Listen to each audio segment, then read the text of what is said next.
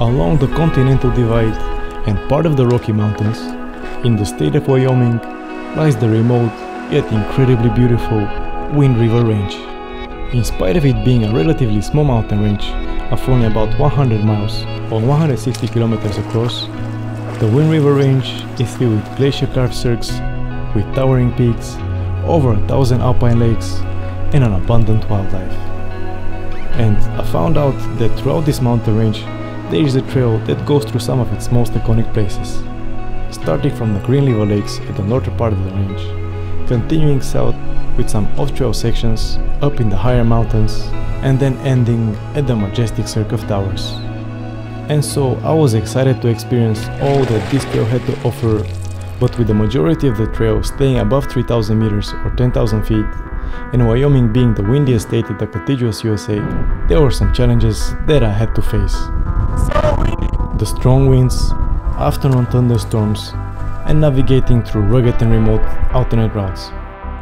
But more on that later. For now, let's start from the very beginning. By the nature of its remoteness, before even starting the trail, the first challenge was getting to the actual trailhead. As there was no public transport in the area, and flying in from abroad, the closest I could get to was the town of Rock Springs, which was still hours away from the mountains. And so my plan was to see if I could make it to the trailhead by hitchhiking. And even though I had to wait for a few hours for the first ride, thanks to the generosity of the locals, I got picked up, and then I was quickly getting closer.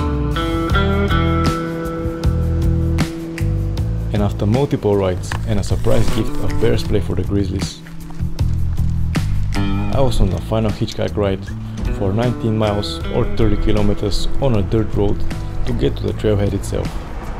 I was surprised that there were no asphalt roads to both the beginning and ending trailheads, in spite of them being in some of the more popular hiking areas. That's how remote the Wind River Range is. What? But finally I made it to the trailhead, entering into Bridger Wilderness area, where within the first few minutes I was greeted by a doe. Hello, buddy. And welcomed by the incredible views of Green River Lake and the Square Top Mountain. As the sun was setting, I set up camp and jumped in for a refreshing dip before starting the hike.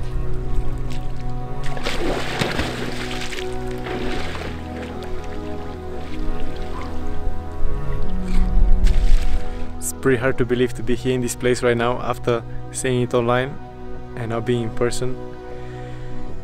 Pretty amazing.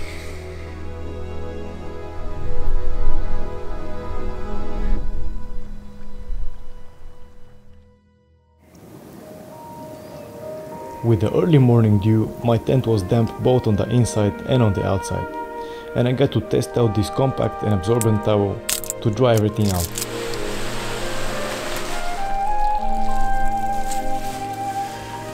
On this hike, there were no resupply points along the entire trail, and as I was considering doing some additional alternative routes, I was starting out with more than 8 days of food in my pack.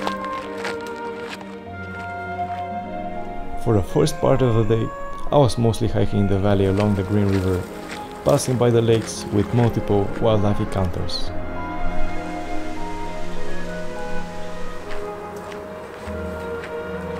The north part of the Wind River Range is also home to grizzly bears, and as recently as a few weeks before starting the hike, there was a grizzly bear attack, so every now and then I would make some noise with my trekking poles to prevent any unwanted surprises. This valley is the lowest part of the entire trail, and as it was a pretty warm day for lunch break, I stopped to cool off at the Green River. And interestingly, just 1 week prior, I was doing a road trip, and while being in the Canyonlands National Park, unknowingly I was at the place where this same river was joining the Colorado River in deep, deep canyons.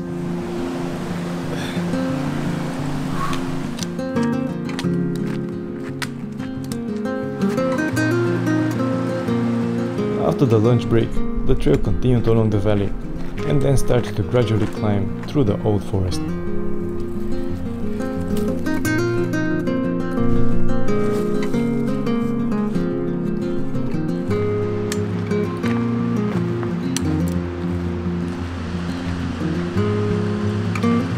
I then made it to this junction where I had the option to stay on the lower trail, or I could continue for the next day on an alternative higher route with some off-trail sections.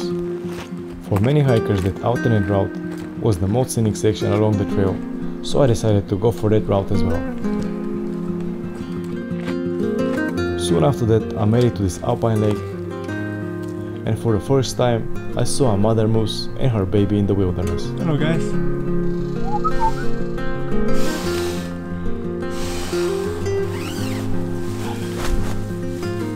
After setting up camp and preparing dinner around sunset, the mosquitoes were also out and trying to get a little snack. 2, 3, 4, 5, 6, 7, 8, 9, 10, 23, 24, oh, 25.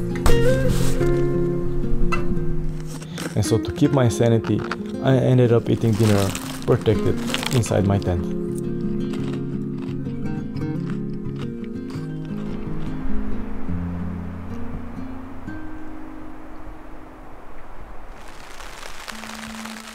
In the middle of the night, I woke up to the sounds of the rain, but by sunrise, the clouds were clearing up. Now my tent, even though it rained last night, from the wind it's pretty much dry. Just a few drops.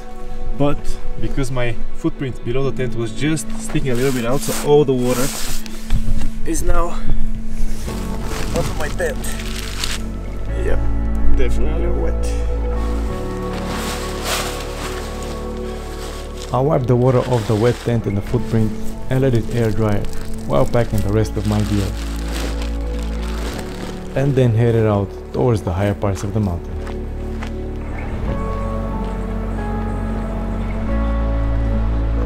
The trail was climbing gradually, and soon I was above tree line, and the trail transitioned from soft ground to rocky, entering into a talus field on the way to the first pass of the day.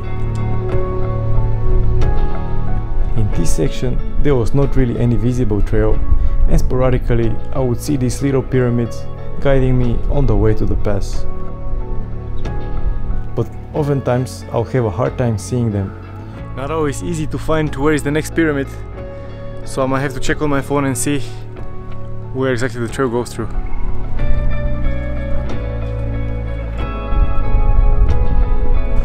Towards the top of the pass, the trail reappeared again, and then there was a flatter section along the high alpine lakes before climbing to the major pass of the day.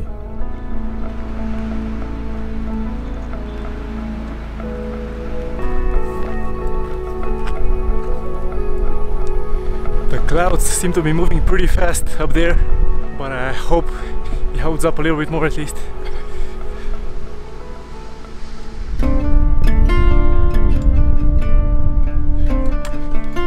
And again on some rocks, and I lost the trail once again. Okay, here's one pyramid. Now just gotta keep finding the next and the next. It's a little like a treasure hunt, where the treasure is the trail. Covering distance on the rocky field was significantly slower, as I would try to follow the trail on the map, but it wasn't an easy task, and it turned out that for that section it is only to be used as a reference, and there was not going to be any trail. This is the trail. So you just have to make your own adventure on the way up the pass. Knapsack Cove is the highest point of the entire trail, and as I was approaching the pass, the winds of the Wind River range were starting to get stronger and stronger. So windy!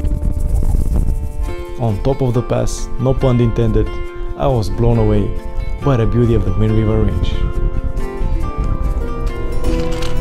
But also now, I had to find my way down the steep descent towards the valley.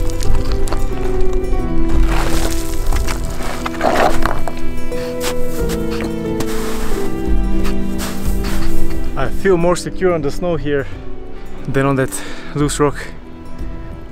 Just a little bit of more descending.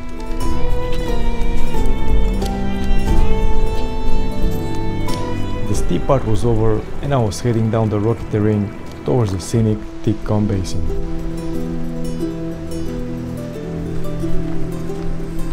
Haven't seen one of those in a while, but it looks like from here should be more flat and easier to follow.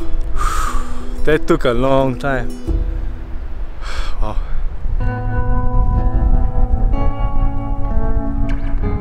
Indeed, this turned out to be quite a remote section, as while I was out hiking I only saw 5 people the entire day, but the views were totally worth it.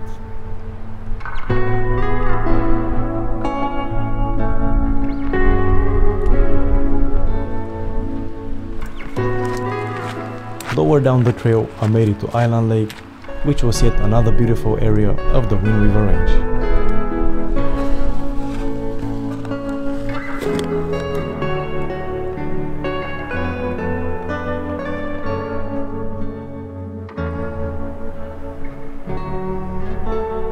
I woke up to a colorful sunrise and started packing up, but probably because of the combination of the high elevation and the off-trail hiking in the strong winds yesterday, I was feeling pretty tired, and even simple tasks were requiring more effort than usual. But eventually everything was in the pack, and I was ready to start another day on the trail.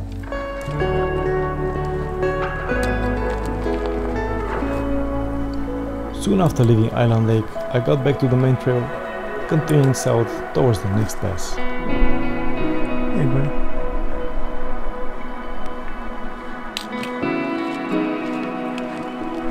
I'm feeling the elevation, even though it's a pretty mellow climb, one step at a time.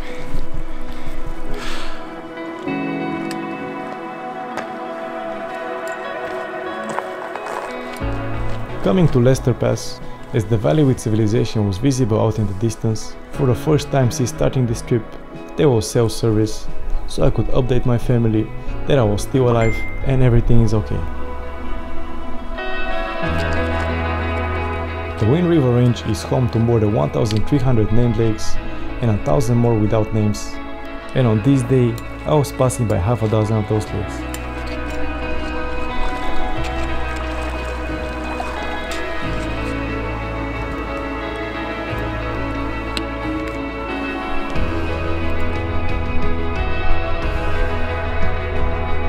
In the high mountains, during the summer months, with a rapid change of temperature, afternoon rain and thunderstorms can be a daily occurrence. Darker clouds seem to be coming from there, and it's exactly where I'm headed, so I might have to hurry up. Trying to go fast here as I'm going through the forest. I hear some thunder in the distance. It's just the final push, final climb, 1 kilometer to where I want to camp. So I made it to the place where I want to camp, but a lot stronger rain came and some thunder. So I might try to wait for a little bit to see if it's gonna be cloudy, it's gonna pass. I managed to stay dry until here at least. Just a little sweaty. After about an hour the rain had decreased and I could set my tent up in the dry weather.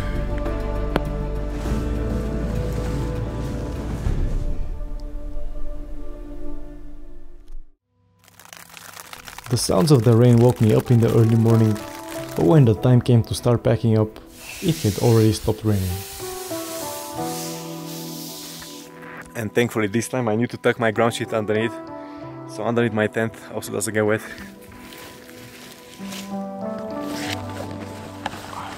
On this day I didn't have any big climbs or major passes to go through, but mostly mellow rolling hills through the meadows. Yet the trail was still staying above 3,000 meters for the entire day.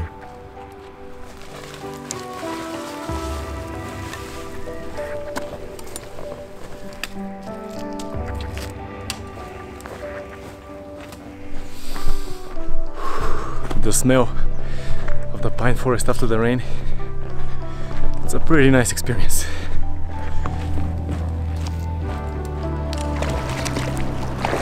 On that day I was again passing through many lakes and river crossings, and I also ran into a few different groups of CDT hikers. We shared stories about the thunderstorm last night and talked about gear, especially with the CDT hiker Fire, who at that time had hiked over 9,000 miles in Crocs. Throughout the day we would spread out on the trail, but then meet again at the next river crossing. On this section of the trail I was also passing by many burned down trees, most likely due to fires started by thunderstorms.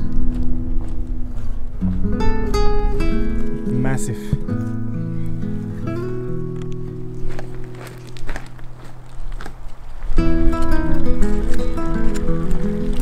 I ended up hiking for a bit with a group of CDT hikers on their long way, hiking for multiple months towards the border with Mexico. I was leaving behind the top peaks of the Central Wind River Range, but there was still one iconic area ahead of me. Okay, now I guess that should be the Cirque of Towers.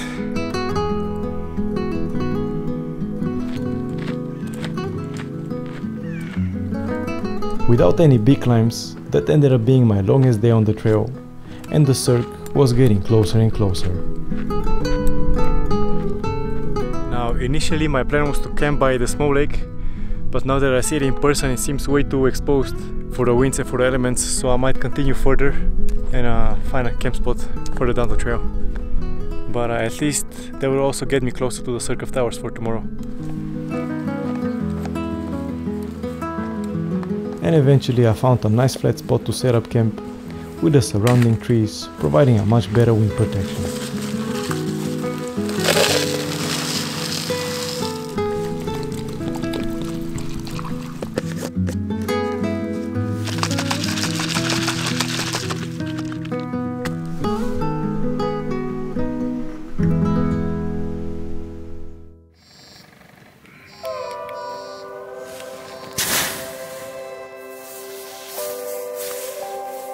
Camping under the trees and away from any lakes, my tent was completely dry, so I could pack up much faster and start heading out for my last day on trail. On this day I wanted to take another alternate trail to get to the area of the Cirque of Towers. Starting the morning with a freshly washed feet.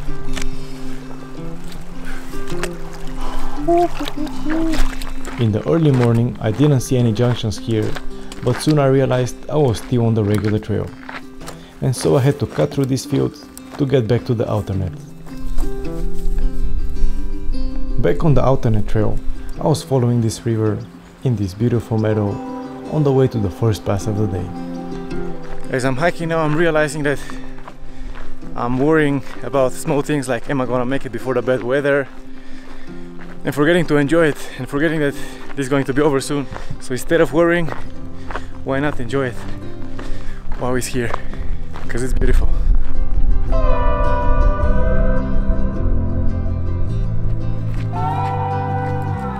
I made it to the scenic Shadow Lake on the backside of the Cirque, but in order to get there I had to continue towards Texas Pass, which was further along the ridge, and I had to pass by a few more high alpine lakes.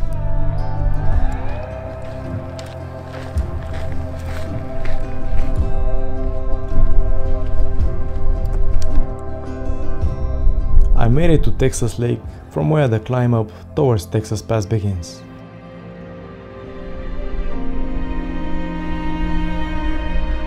After going on the alternate over Knapsack Cove a few days ago, I thought that the blue line on the map would just be a suggested route and not an actual trail, but for my surprise, that ended up being a steep but a nicely marked and easy to follow trail. It's steep, but with this trail it's definitely much more easier. And also, there are these little flowers here, giving a very nice smell along the climb. Eventually I made it to the top of the pass, with a panoramic view over the sharp ridge of the Cirque of Towers.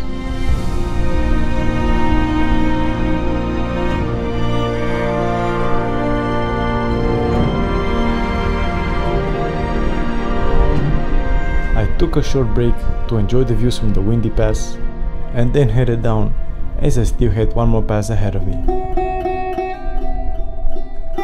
Going down, we hiked together for a bit with a CDT hiker from Norway, and before we said goodbye, as I was still carrying multiple days of food with me, and he didn't have sufficient amounts of food until his next resupply, he was happy to take some of my food and lower the load of my shoulders.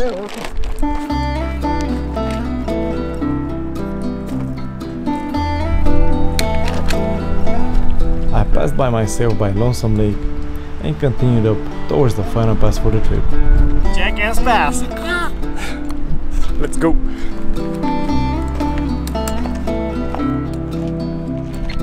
The wind was blowing strong and making the trees dance with the wind, and so to keep warm I had to layer up.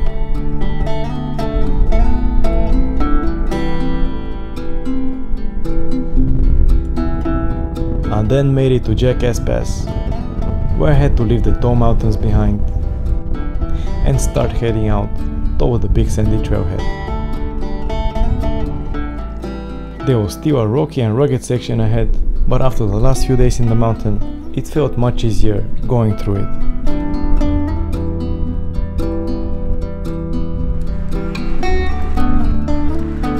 From here I could see Big Sandy Lake. Oh yeah! Which meant that the end was getting closer. And that is Big Sandy Lake.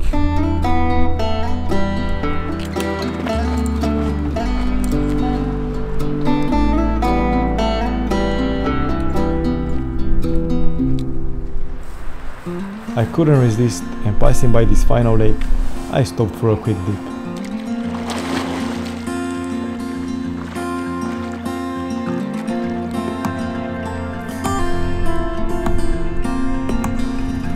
Then from here, I still had a few more kilometers through a meadow descent in the forest on the way to the ending trailhead. This trail started with following the Green River, and now I was hiking along another slow-moving river to conclude this hiking adventure.